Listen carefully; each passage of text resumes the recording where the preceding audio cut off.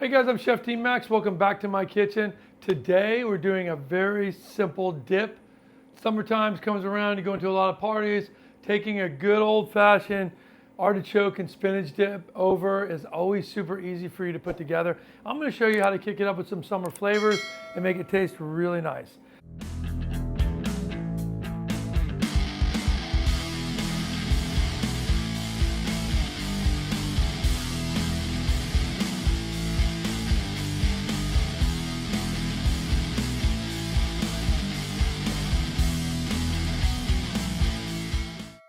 So I'm going to start off, normally this is just spinach, cheeses, sour cream, cream cheese, that kind of thing, and the artichoke. But we're going to add a few fresh flavors from summer. So first I'm going to do is I'm going to put extra virgin olive oil in here because I want good flavor in there. And then I'm going to mince up, or I'm really just slicing. I actually don't want to mince it up because I want people to see when they're eating and they're dipping in, I want them to see these nice little sheets of garlic. So you take the garlic, you hold the rough side, the side where there's a little stem, right, and it's hard. You hold that side in your fingertip and like here, see this? And then you tuck it back. So that's the last part that gets cut. And that part you just move to the side and throw that away. Okay, so we're going to do garlic first. And again, the summer flavors in this are going to be the jalapeno, beautiful jalapenos on the markets in the summertime. It's a summer vegetable all up and down the coast. And then corn, obviously, too. Corn gets cheap in the summertime. Everybody should be using it when it comes to summer because that's when you can get 5 years for $1, and it's a really good deal. So what I want to do first is add in my garlic. Now, while I'm doing that, I'll take the outer seeds. I don't want to take the seeds of this jalapeno because if I do, it's going to be super hot. But I'm going to take this jalapeno and I'm going to cut it down like this. No seeds in it, just the beautiful jalapeno itself. And I'm going to dice it up. The garlic is toasting in the center. While that's toasting in the center, I'm going to set this jalapeno around the outside here, okay? Now, I put a little in the center there. Why? Because the jalapeno's got juice in it, and the garlic does not have a lot of juice in there. There's a little, garlic is, it's got juice in it, but very light amount. And what we want to do is we want the garlic to toast, get that beautiful toasted garlic flavor, but without burning it. So now you can see it's starting to get brown in there. I'm going to move it around. That's what I want. I want it brown. But see my peppers, they're going to give off water.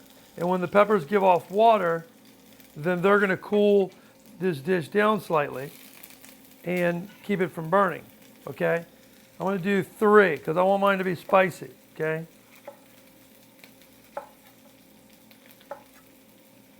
So no seed packets. If you put the seed packet, it's going to be very hot. And depending on who, obviously if you got a bunch of fire-eating dragons coming over, then by all means put the seed packet in. But most people that you're going to have over for these parties are like, you're going over somebody's house. There's at least 2 or 3 of them that don't eat any spice. So we're going to add that in. The rest of this does not take long to cook. The artichokes are already like a canned artichoke. If you have fresh artichokes, it's even better. So, obviously if you're living out in California, California's got some great artichokes. It's artichoke mecca for the U.S. And when I was living out there, I only used fresh artichokes. But on the East Coast, they're more expensive, harder to get. So I tend to go with just an artichoke like this that's been here you can see them up front here. They've been cooked and canned. Artichoke hearts are amazing when you can get those. Really nice ones. And sometimes if you go to a fine grocery store, they might even have them. They might even have those available. and you can buy them like in a little container. And most people have a hard time. I'm gonna do cleaning an artichoke cooking class here, because I think a lot of people want to know how to clean a real artichoke, right? Because they are very intimidating. They're very hard. They're very prickly. On an artichoke, you're only eating probably 20% of it. The rest of it's discard. So people don't understand how much they throw away, how much they don't. So we'll do that one of these times. Now here you can see I'm cutting the corn. I lay the corn down and cut it like this against the corn. You've seen this if you've seen them in any of my other classes that I've done with corn. And the reason I do that, so it stays on the board and it's easy to pick up, right? Like, look at that. If you have all those individual pieces of corn everywhere, super difficult, okay? So what I'm gonna do is move this around. Now, I like butter in the flavor of butter in this. So I'm gonna grab some butter and add it to this. I'll be right back. Okay, I'm back with the butter. I'm gonna take, this is a half of a stick, which is basically 2 ounces of butter there. So it's quite a bit of butter. I wanna melt that down. Why are we adding that much butter? Because that's a part of this dip. These dips are not healthy.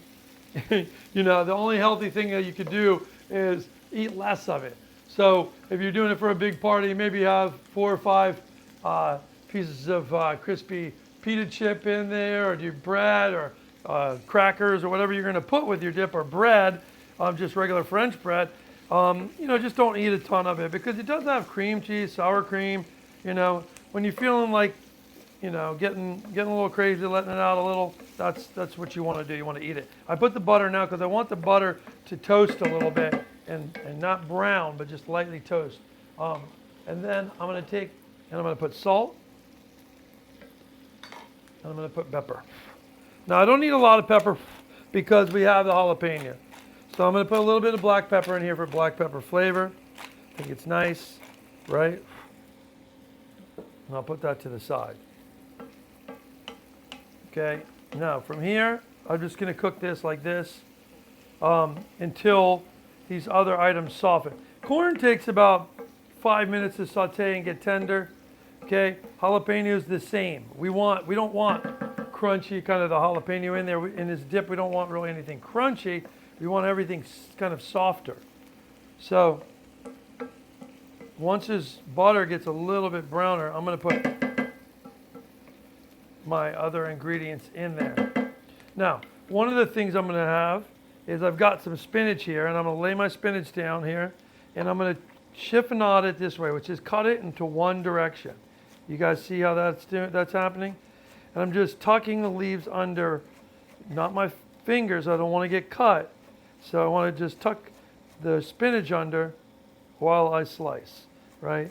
And I slice down in this little fine motion, not to go push too far back too fast. I'm going to go just slowly so we get these thin slices, and then we cut the other way.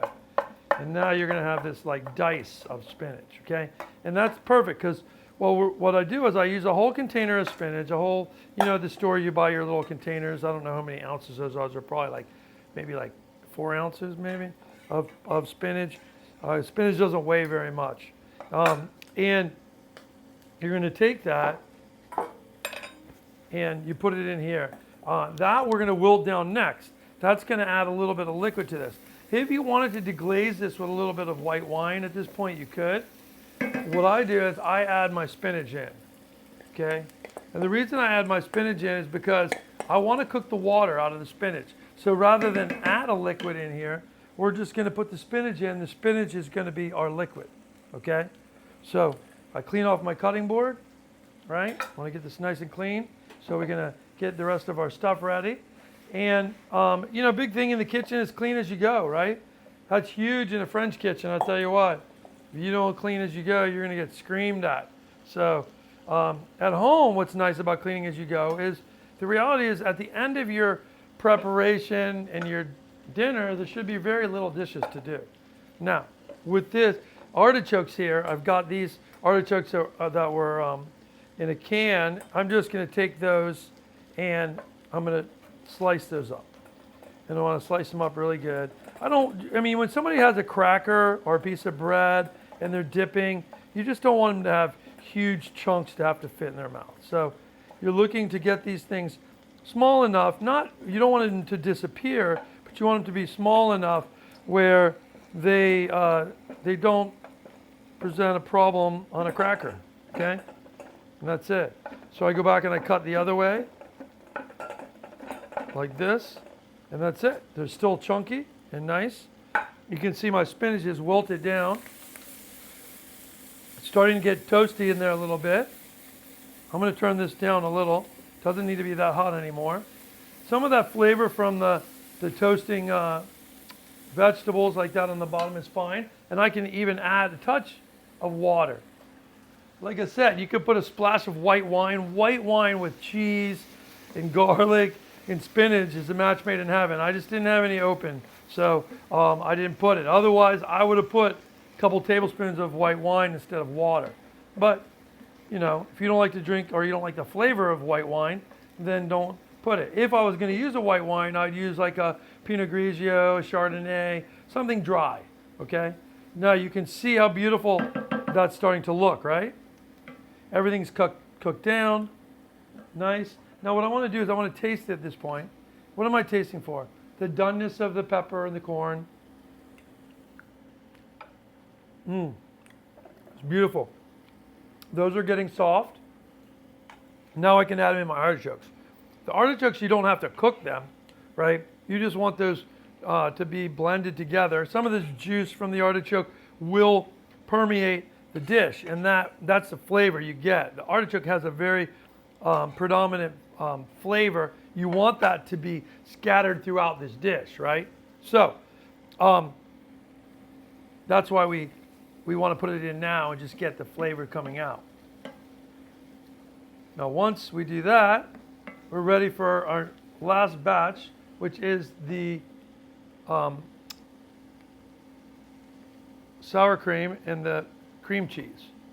So we've got our cream cheese here. We've got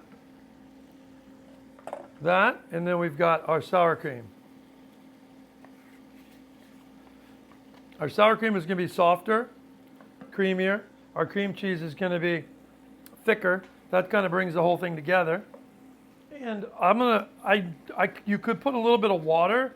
If you put water, you want to be careful, because once the cheese gets warm, it starts blending. You don't want to have to cook it for very long, right? You just want it to kind of warm up. Once it warms up, it comes together. You want this dip to be dippable. You don't want a sauce out of it.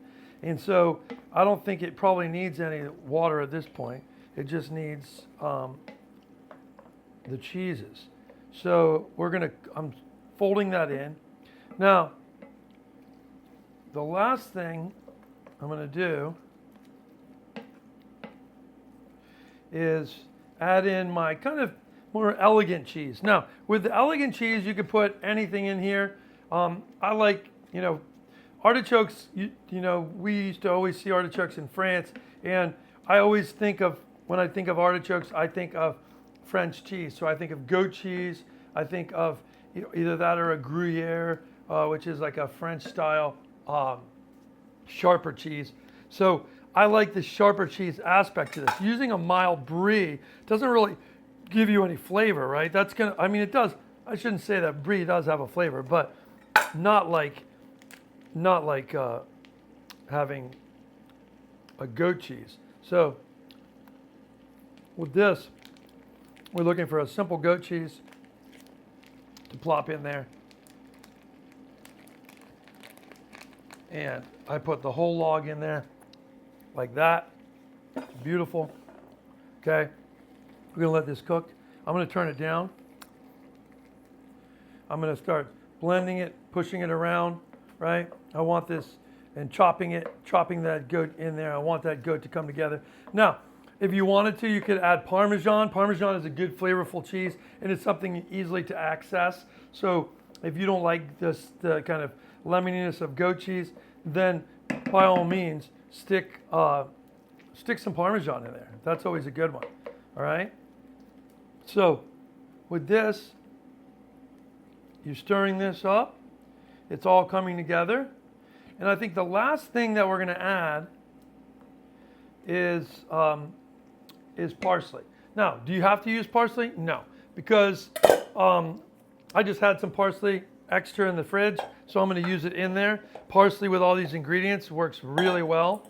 But again, like I said, we don't need it. Okay, so if you don't have it in your cupboard, leave it out, right? All of this, you can leave out anything. You could have left out the corn. You could just do the spinach and the artichoke, and I'm sure many of you have already done that. This is kind of a souped up summer artichoke and spinach dip with a lot of different ingredients. So the parsley, what does parsley do? Parsley has beautiful herbal flavor. It's probably not, it's powerful in its own right, but it's not as powerful as like a tarragon or a dill or even a cilantro or basil. They all have very predominant flavors. I think parsley's like that good friend of yours that just kind of goes along and has fun and doesn't create much of a fuss. Doesn't have to be the center of attention. That's parsley, okay? And parsley just goes and melds with everybody. It's coming together nice. I'm going to turn it down a little bit more. I don't want it to burn on the bottom or anything. You just want it to melt together. And that's it. Now, at this point, you want to bake this a little bit. I always bake it into a dish to get a little bit of a crust to your top. And you're going to have this beautiful cheesy dip at this time. Now I want to try it.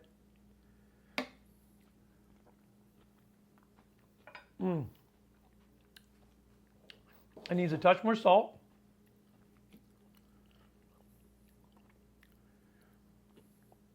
And it's not, you know what? Leaving the seeds out of the jalapeños, it's not very spicy at all. So I'll add a little bit more black pepper. And that's it. Boom. It's ready to go. Your dip, it's loose now, but you're going to bake this a little bit. It's going to thicken up as you do that. And then as it sits on your countertop warm, it's going to get a little thicker as well. So it's just perfect. I recommend, beautiful, those crispy pita chips that you buy in the stores, crackers. Those are fantastic for this. But if you want to just get some French bread and slice up some pieces of that, people can dip into it. It's fantastic. Super simple, super easy to bring to a party. I hope you guys enjoy it. Give me some comments down there if you have any questions about it or other things you might want to put in there that you have questions about. Let me know. Bacon's another good one. Chop some bacon up, put it in there. Be fantastic. But we'll see you back in the kitchen soon. I'm Chef Dean Max.